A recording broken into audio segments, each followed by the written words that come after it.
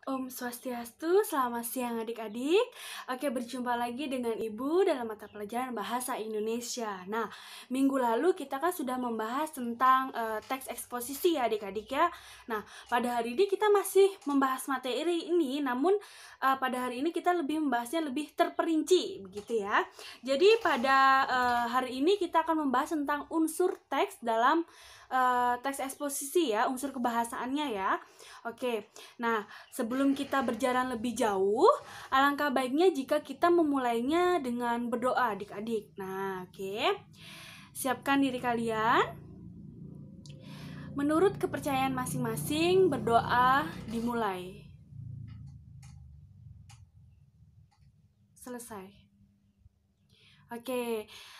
Karena kita sudah berdoa, Ibu harap keadaan kalian hari ini sehat-sehat saja ya, agar bisa mengikuti pembelajaran pada hari ini dan pembelajaran seterusnya, seperti itu ya. Jadi Ibu ingatkan kalian untuk tetap jaga kesehatan kalian, tetap jangan kemana-kemana dulu, tetap makan makanan yang sehat, dan pokoknya serba langsung cuci tangan ya. Semisal mendapat buah dari mana langsung dicuci, seperti itu ya. Tetap harus menjaga kebersihan seperti itu. Oke, karena kita memasuki bab unsur kebahasaan dari teks eksposisi, kita langsung saja membahas materinya. Kalian harus simak dengan baik-baik ya. Nanti kalaupun misal belum mengerti bisa ditanyakan. Oke, selamat menyimak. Ya adik-adik, nah kita langsung ke materi saja ya. Jadi kita lihat.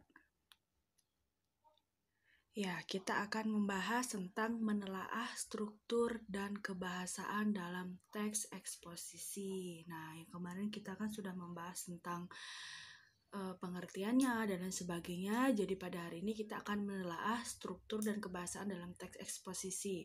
Langsung saja ya adik-adik. Nah, jadi untuk struktur teks eksposisi, apa saja Bu isinya? Nah, ada pernyataan umum atau tesis. Nah, jadi untuk pernyataan umum atau tesis tidak hanya ada di teks eksposisi ya. Hampir semua teks eksposisi itu juga memiliki pernyataan umum atau tesis. Oke. Jadi, apa pernyataan umum atau tesis itu, Bu? Jadi tesis atau pernyataan umum di sini yakni pernyataan pendapat atau bagian pembuka dalam teks eksposisi. Nah, pada bagian ini biasanya berisi pendapat umum yang disampaikan penulis terhadap permasalahan yang diangkat dalam teks eksposisi adik-adik. Nah, jadi biasanya dalam paragraf pertama itu pasti akan berisi tentang sesuatu yang disampaikan penulis terhadap suatu permasalahan yang diangkat dalam suatu teks. Seperti itu biasanya terdapat pada paragraf pertama. Oke, selanjutnya. Nah, ada argumen atau alasan. Nah, argumen atau alasan ini yakni unsur penjelas untuk mendukung tesis yang disampaikan. Nah, argumentasi ini bisa berupa alasan logis atau data hasil temuan, bisa fakta-fakta, bahkan pernyataan para ahli. Nah, argumen yang baik itu biasanya mampu mendukung pendapat yang disampaikan penulis atau pembicara. Nah, biasanya kan kalian sering tuh menemukan teks yang berisi menurut para ahli, menurut siapa menyatakan bahwa, seperti itu ya. Jadi itulah yang dikatakan argumentasi atau alasan. Oke, lanjut.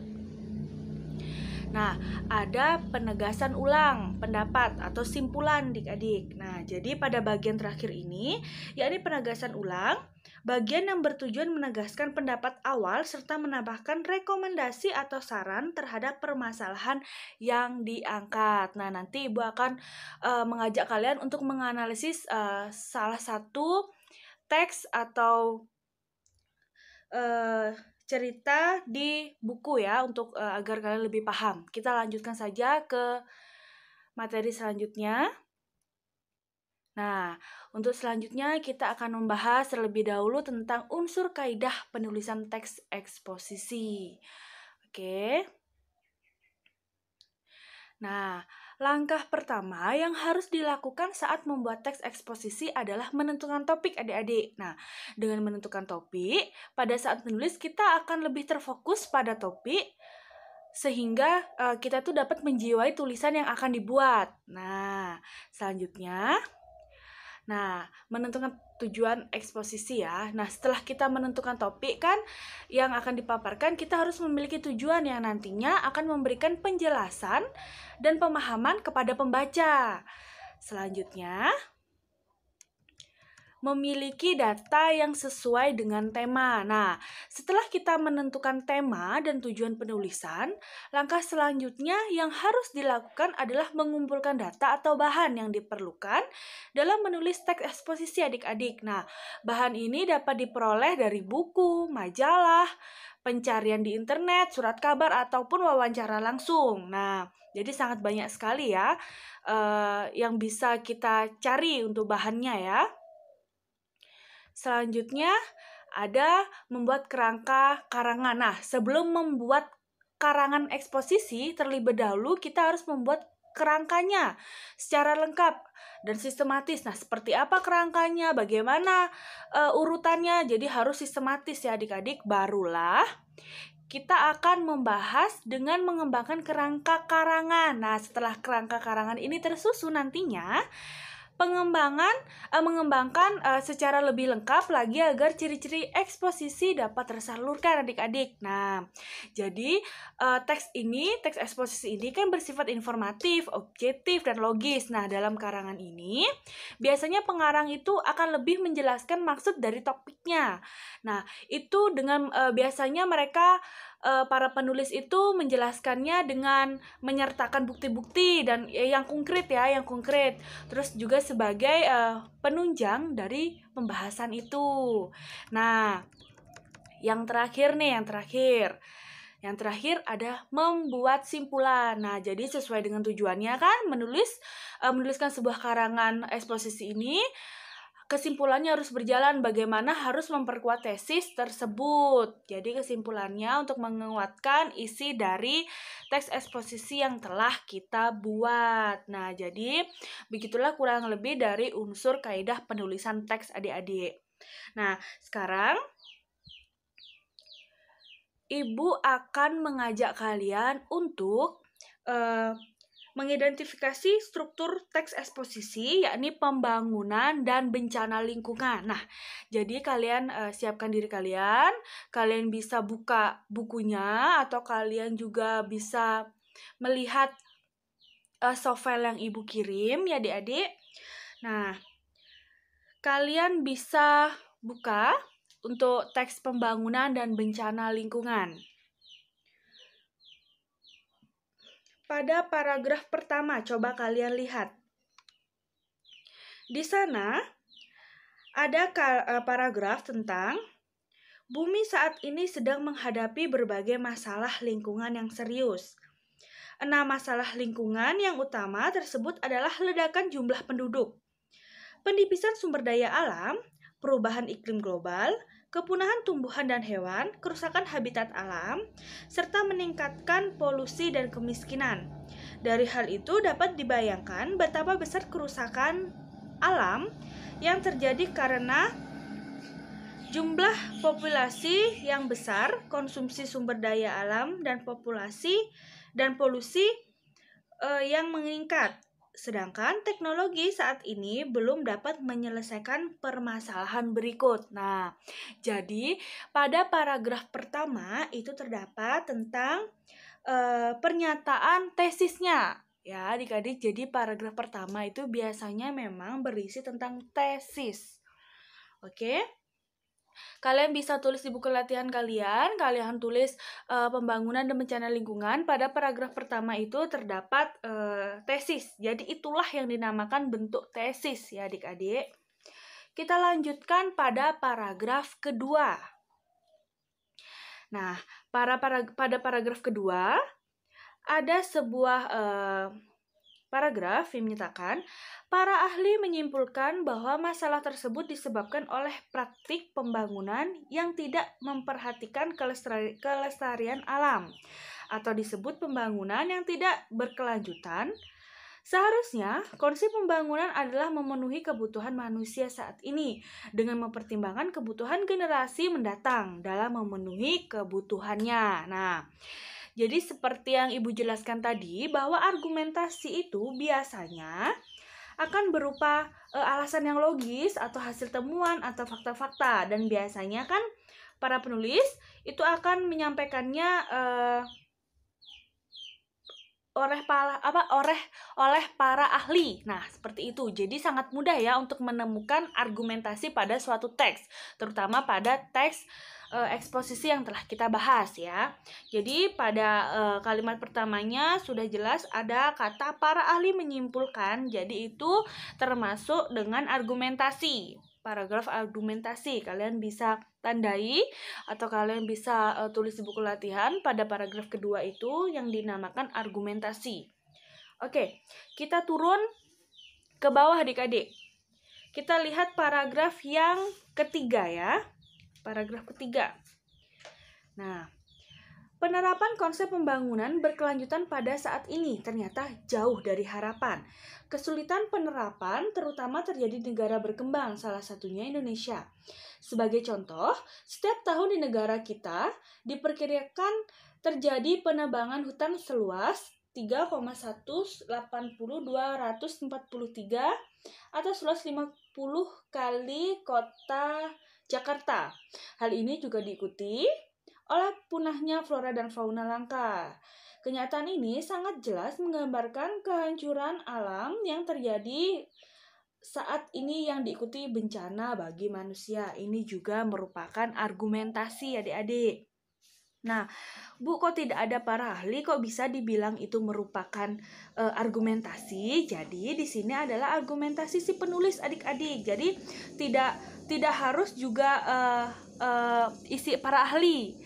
Nah, Ibu tadi kan sudah menjelaskan bahwa ada biasanya penulis itu menggunakan memperkuat dengan para ahli, atau mungkin alasan lainnya bisa dengan mencantumkan alasan logis atau data hasil temuan dan fakta-fakta. Nah, jadi di sana terdapat paragraf yang fakta atau data-data yang logis, seperti mengatakan bahwa terjadi penebangan hutan sekitar 3.180.243 ya, seperti itu. Itu kan juga merupakan kalimat atau pernyataan yang fakta, seperti itu adik-adik.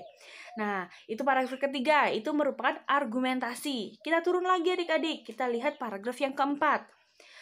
Pada tahun 2005 sampai 2006 tercatat terjadi 330 bencana banjir, 69 bencana tanah longsor, 7 bencana letusan gunung, 241 gempa bumi, dan 13 bencana tsunami. Nah, bencana longsor dan banjir itu disebabkan oleh perusahaan hutan dan pembangunan yang mengabaikan kondisi alam. Itu juga sudah jelas bahwa merupakan paragraf argumentasi. Nah, di sana terdapat fakta-fakta atau data hasil temuan ya adik-adik yang tercatat pada tahun 2005 sampai 2006.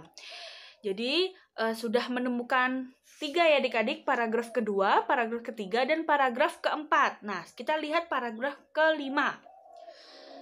Bencana alam lain yang menimbulkan jumlah korban banyak terjadi karena praktik pembangunan yang dilakukan tanpa memperhatikan potensi bencana.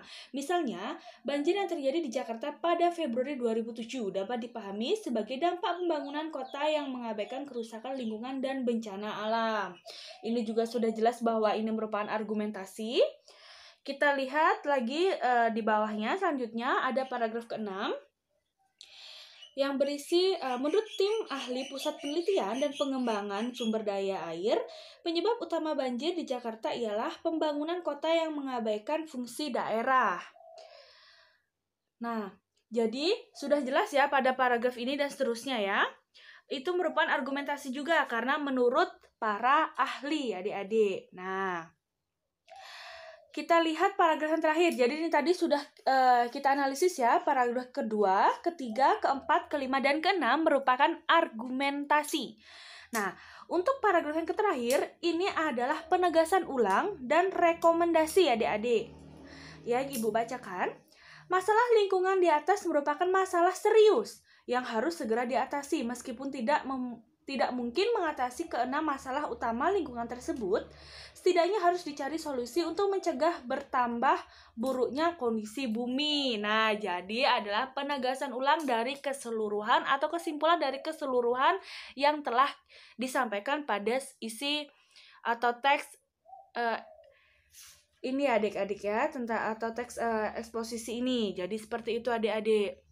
Jadi hanya ada 3 strukturnya ya, kalian ingat-ingat. Ada tesis yang pertama, biasanya ada di awal. Yang kedua juga ada argumentasi. Dan yang terakhir ada penegasan ulang. Nah, nanti jika kalian memang kurang mengerti, bisa kita lanjutkan via WA ya adik-adik. Oke, kita lanjutkan ya.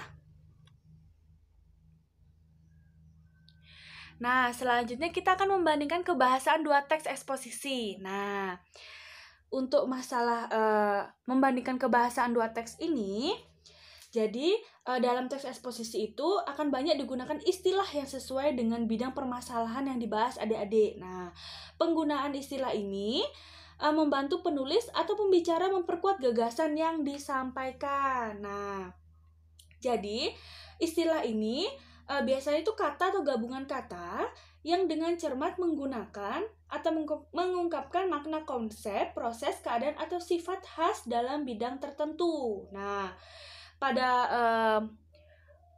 materi ini kita akan membutuhkan kamus adik-adik. Nah, jadi biasanya kita itu akan mencarikan KBBI atau kita bisa lihat tah cetak atau soft copy atau mungkin kita mencari di internet, bisa-bisa saja itu untuk mencari arti dari istilah-istilah yang kita dapat dari teksnya. Oke, kita lihat selanjutnya. Nah, Ibu memberikan 8 contoh kata yang Ibu temukan dalam teks yang kita baca tadi, yakni teks pembangunan dan bencana lingkungan dan upaya melestarikan lingkungan hidup. Nah, yang pertama itu ada polusi. Nah, kalau Ibu boleh tanya, apa sih pengertian dari polusi? Nah, tidak sedikit ya, sebenarnya kalian tuh hanya bisa menggunakan bahasa-bahasanya tanpa tahu makna yang sebenarnya ya kan adik-adik. Hanya intinya polusi ya, debu-debu seperti itulah, seperti itu ya.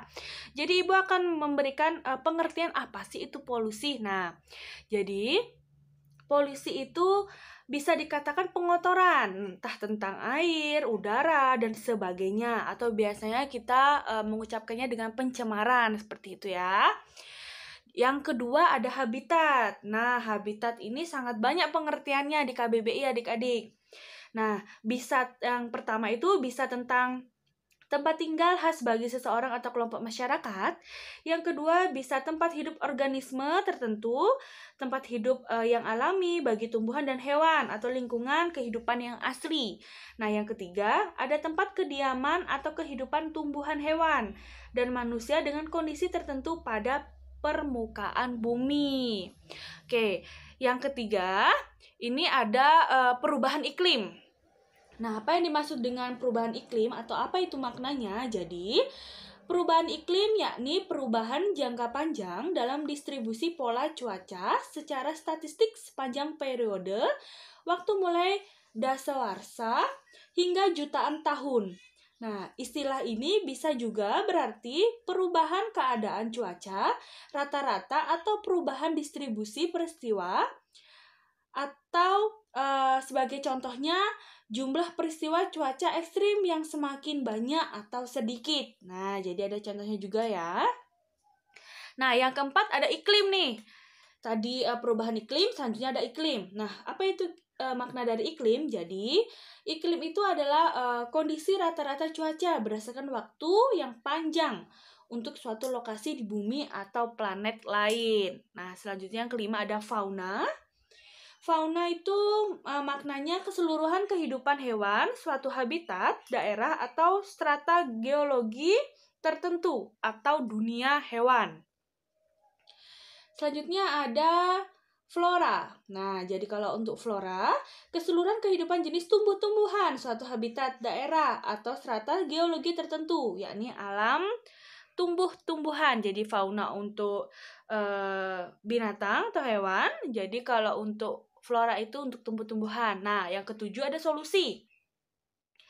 Untuk solusi yakni sudah biasa kita menggunakan yakni penyelesaian atau pemecahan masalah ya. Yang terakhir ada daerah resapan air. Apa maknanya daerah resapan air?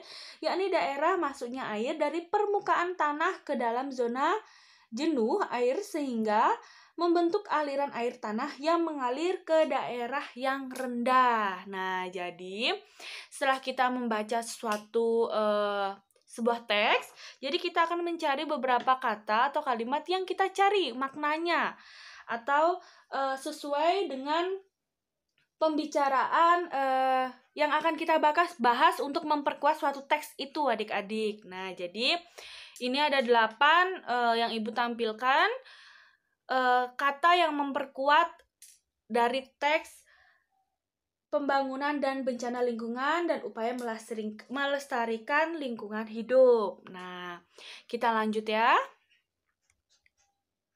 Nah, karena kita tadi juga sudah membahas tentang kata-katanya, jadi hampir semua teks itu pasti akan menggunakan kata sifat, kata benda. Nah, 2 minggu yang lalu kita kan sudah membahas tentang teks observasi nih. Kan pasti ada juga kata sifat itu apa dan afiksasi sampai itu kan. Nah, pada paragraf ini atau pada teks ini juga pasti akan menemukan yang seperti ini adik-adik. Oke.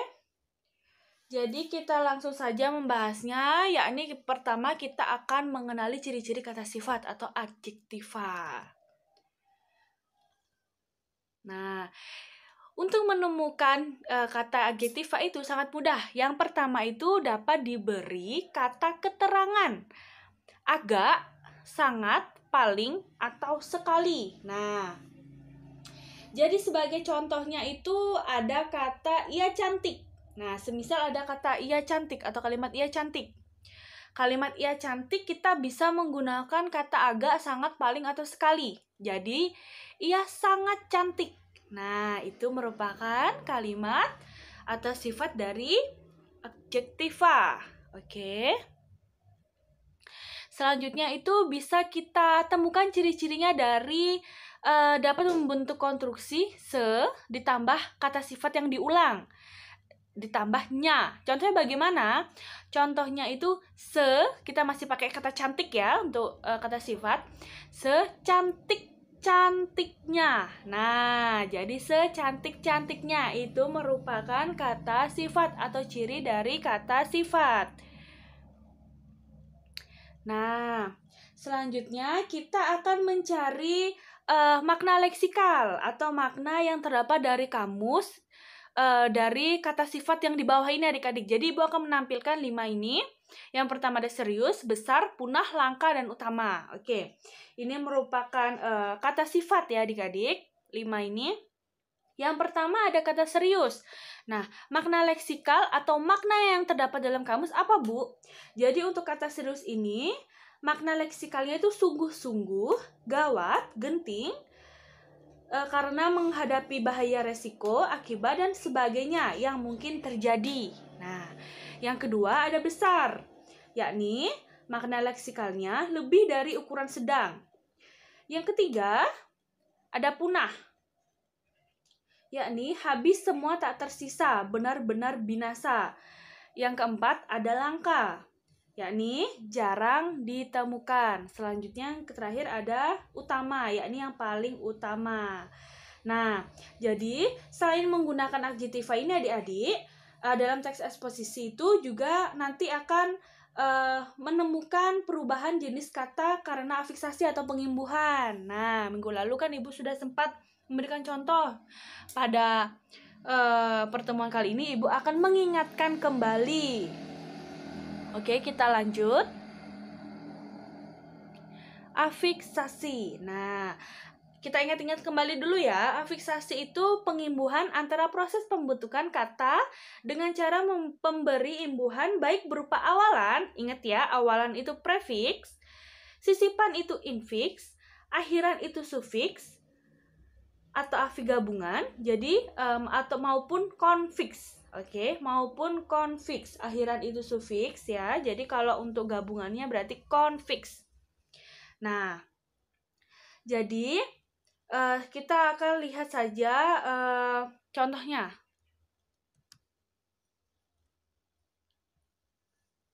Nah, ini ada contoh yang pertama adik-adik. Ada kata kemasyarakatan, perdamaian, mempelajari. Nah, jadi coba kalian lihat. Imbuhan ke-an pada kata kemasyarakatan merupakan konfiks. Nah, konfiks apa tadi konfiks? Gabungan ya. Karena dibentuk dari kata dasar masyarakat yang mendapat imbuhan ke-an. Dalam kenyataan bahasa Indonesia kan tidak ditemukan kata kemasyarakatan. Nah, berarti kata dasarnya masyarakat, ya kan? Begitu juga dengan imbuhan per-an dan mei pada kata perdamaian dan mempelajari. Nah, perdamaian mendapat imbuhan per-an atau konfiks, ya ini gabungan awalan dan akhiran dari kata damai. Selanjutnya ada mempelajari. Nah, mei pelajar mendapat tambahan lagi per, jadi ajar. Bagaimana kata dasarnya? Yakni ajar kata dasarnya. Oke, kita akan melihat contoh lain lagi. Nah, imbuhan mei, kalian lihat ya, pada kata memunguti bukan merupakan konfiks. Nah, bukan merupakan konfiks, tetapi afiks gabung, sebab dalam kenyataan berbahasa Indonesia ada kata memungut, adik-adik. Nah, jadi ada kata memungut. Pada diagram memungut ini, itu kita biasa menggunakan kata memungut, ya kan? Bukan ada yang menggunakan pungut, ada. Tapi kita juga biasa menggunakan pungut. Jadi, pada diagram pohon ini, pada kata memungutin, ini bukan merupakan afiks gabungan, ya. Maksud ibu bukan merupakan konfiks, tetapi afiks gabung, sebab, ya. Nah, jadi kata memunguti dibentuk dari kata dasar memungut. Nah, kata dasar memungut diberi akhiran i. Nah, awalan me dan i tidak melekat bersama-sama pada kata dasar pungut. Begitu juga dengan imbuhan mekan pada kata membaca, membacakan, dan pembacaan, pean pada kata pembacaan. Nah, kalian lihat contoh yang kedua dan yang ketiga ya adik-adik. Jadi, ibu tekankan lagi, kata memunguti dibentuk dari bentuk dasar memungut. Nah, jadi kalau misal kalian ingin bertanya, Bu, gimana kita menemukan kata dasarnya? Bagaimana kita bisa tahu kalau itu merupakan afiks gabung, bukan konfiks, Bu. Sedangkan menurut saya itu ada tambahan me dan i. Nah, jika ada yang bertanya seperti itu, kalian harus membuka kamus KBBI, adik-adik, Kamus Besar Bahasa Indonesia. Nah, di sanalah kalian baru bisa tahu mana yang merupakan kata dasar. Seperti itu. Jadi, memungut itu merupakan kata dasar juga. Oke, pungut juga kata dasar. Seperti itu ya, adik-adik. Agar lebih memudahkan kalian atau lebih paham tentang afiksasi seperti ini. Sama halnya dengan kata membacakan. Nah, kita juga biasa menggunakan kata membaca, mendapat imbuhan kan. Kata dasarnya baca. Sama juga dengan selanjutnya ada contoh kata pembacaan seperti itu, adik-adik. Membaca, pembaca, seperti itu ya. Oke, kita lanjutkan lagi. Nah, di sini ada nomina atau kata benda, adik-adik. Nah, jadi untuk menemukan kata benda, sama halnya tadi ingin menemukan kata sifat atau adjektiva. Jadi untuk menemukan kata benda, kita hanya bisa disangkal dengan kata bukan. Nah, bisa disangkal dengan kata bukan. Contohnya, ada kata benda meja. Nah, kita sangkal dengan kata bukan meja. Oke. Atau pengadilan, bukan pengadilan. Atau kemerdekaan, bukan kemerdekaan. Seperti itu. ya. Jadi selanjutnya ada juga. Nah, yang kedua bisa membentuk konstruksi kata benda ditambah yang ditambah kata sifat di sini adik-adik. Nah, sebagai contohnya, meja menjadi meja yang kuat. Ingat ya, meja ditambah yang dan kata sifat. Kuat itu merupakan kata sifat. Pengadilan, pengadilan yang jujur. Kemerdekaan, kemerdekaan yang benar. Nah, jadi untuk menemukan kata benda bisa disangkal dengan kata bukan. Yang kedua juga bisa membentuk konstruksi kata benda ditambah yang dan ditambah KS. Sangat mudah ya adik-adik. Ibu harap kalian bisa memahami materi ini. Oke. Selanjutnya ada verba atau kata kerja adik-adik. Nah, jadi untuk verba ini kita bisa lihat yang pertama agar kalian lebih paham. Nah, bisa disangkal dengan kata tidak, adik-adik. Bisa disangkal dengan kata tidak. Contohnya bagaimana?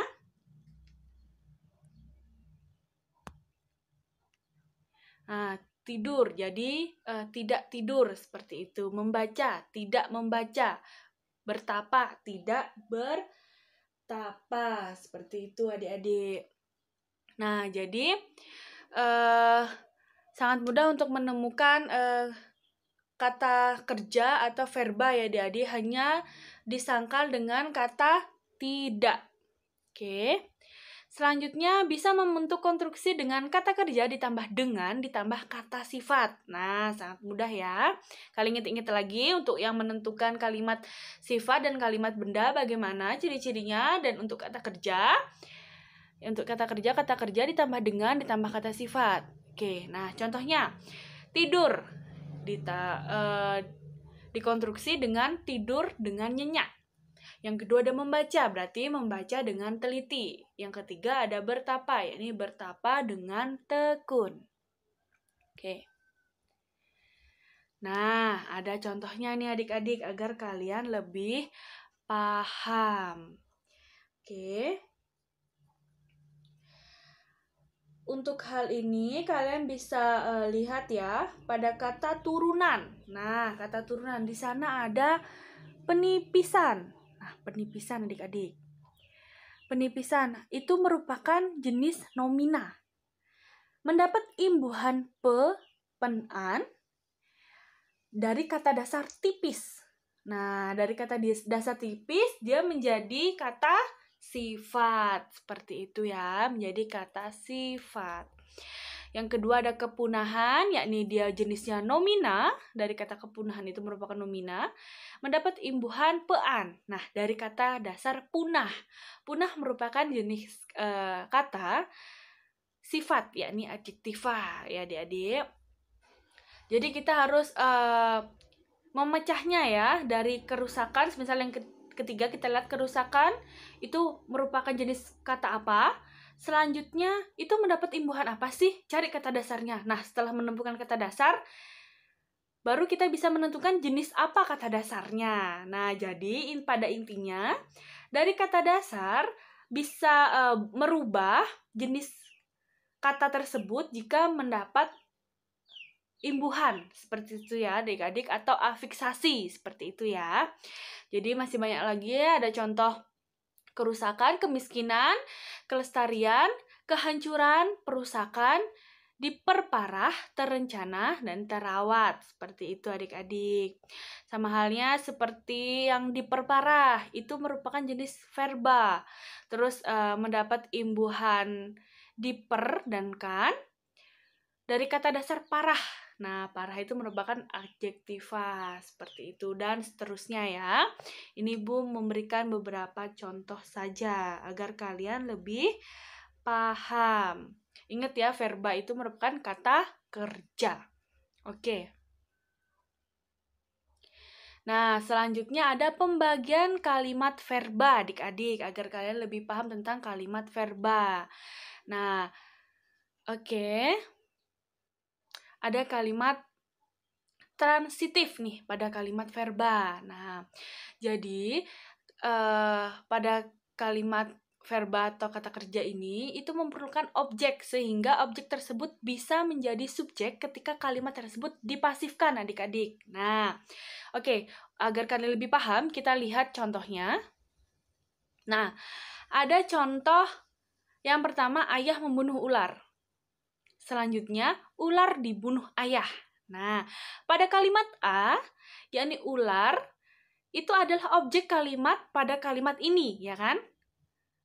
Pada kalimat A, ularnya menjadikan objek, ya kan? Nah, pada kalimat kedua, ular merupakan subjek pada kalimat ini. Sampai sini paham, adik-adik? Oke, bulang ya.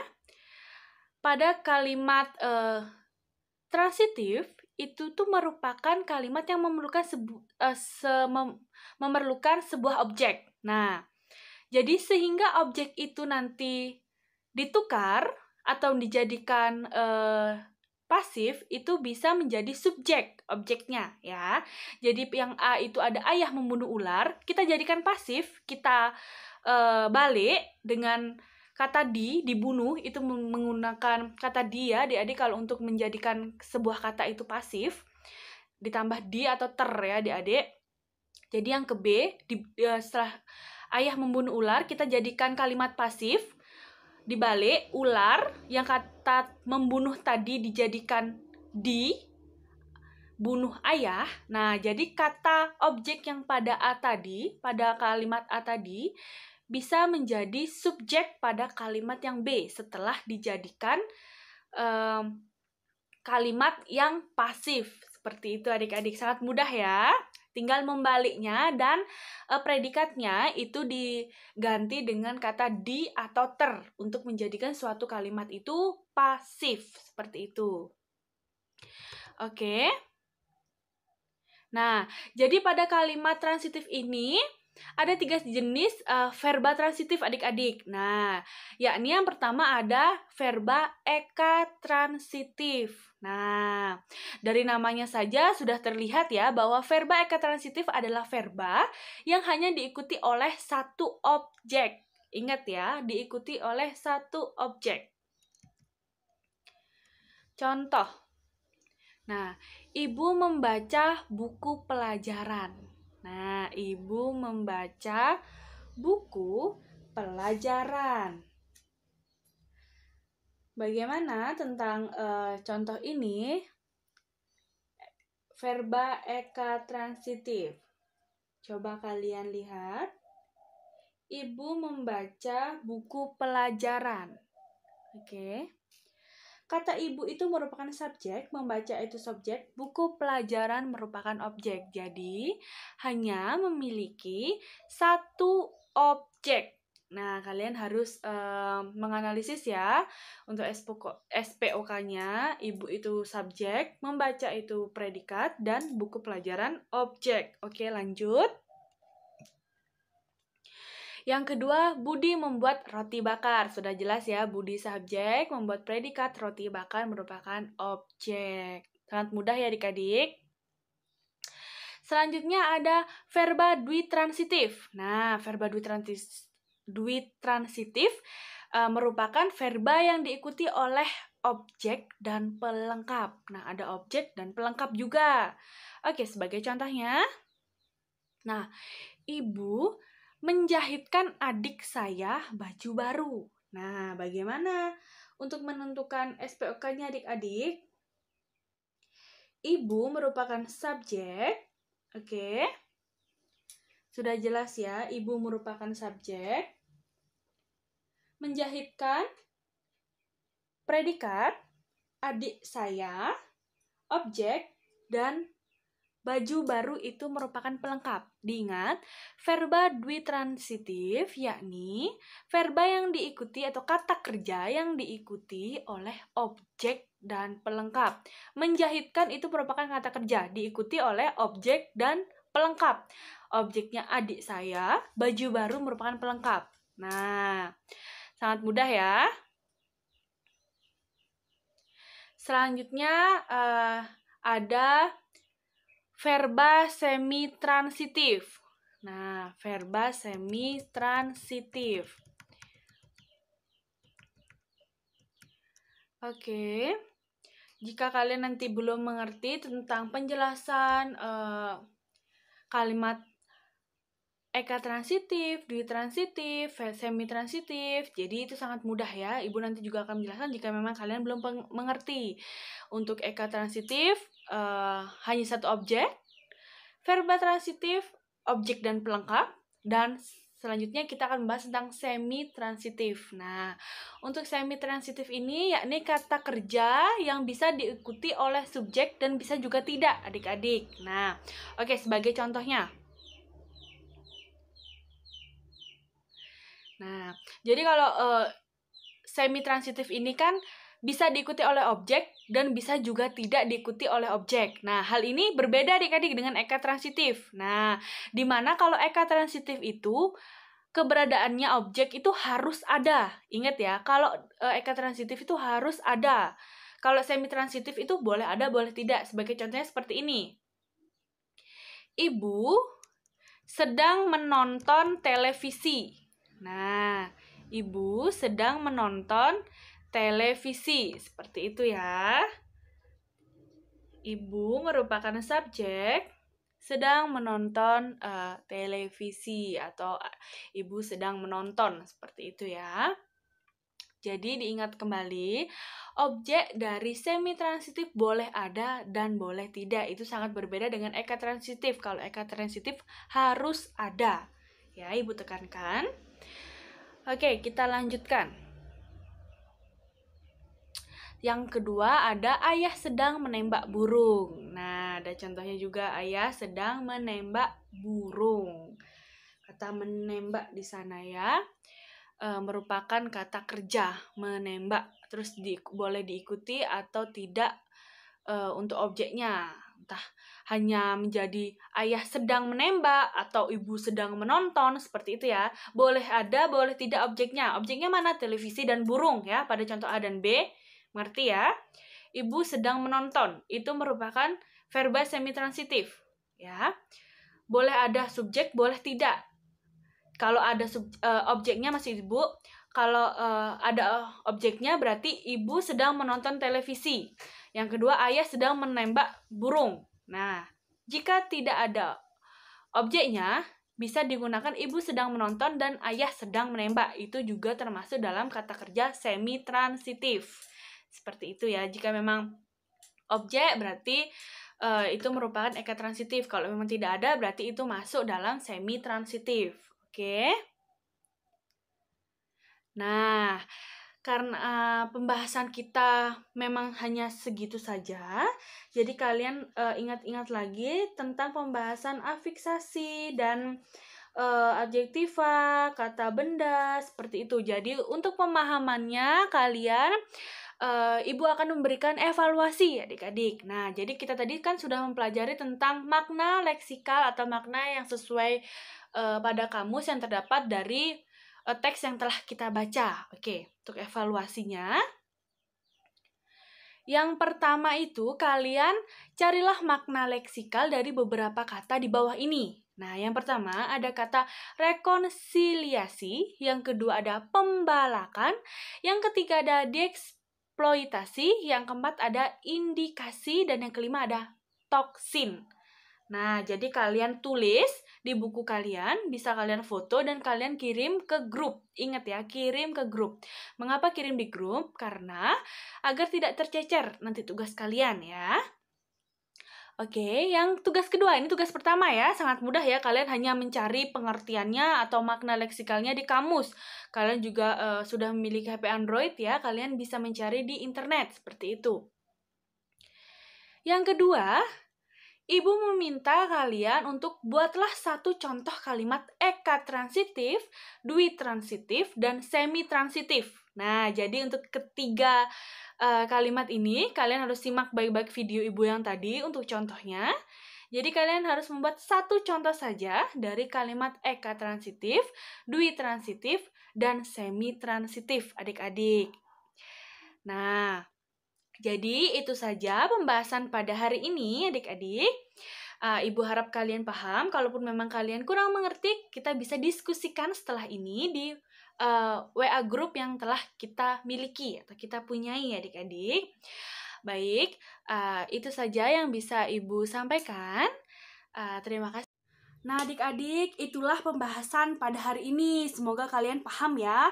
Nah, selanjutnya kita akan membahas evaluasi kalian. Kalian kerjakan di buku tulis, terus kalian kirim via grup. Nah, oke. Jika semisal kalian ada yang kurang dimengerti, kalian bisa tanyakan di grup. Nah, apa sih tujuannya kok Bu Devi selalu minta di grup saja?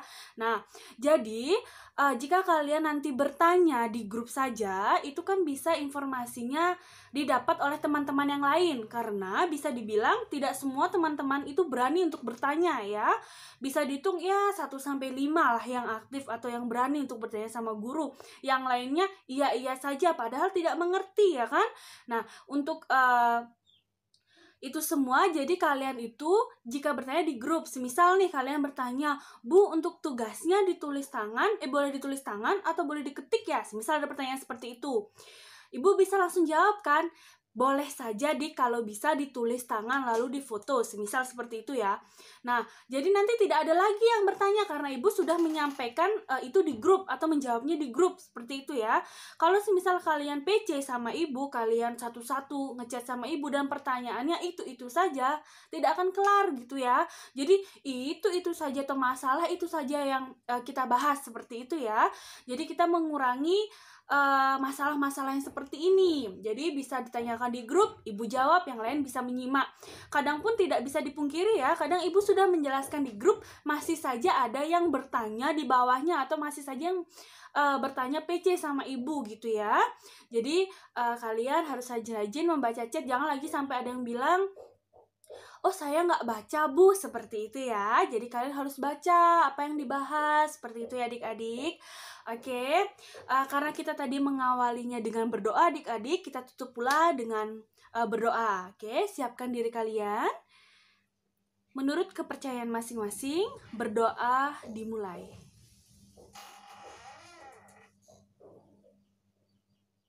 Selesai. Oke, itu saja ya pembahasan pada hari ini. Kita langsung lanjutkan saja di WA grupnya kita ya untuk membahas evaluasi pada hari ini. Oke, Ibu tutup pembahasan materi ini dengan Parama Santi. Om Santi Santi Santi Om. Sampai jumpa.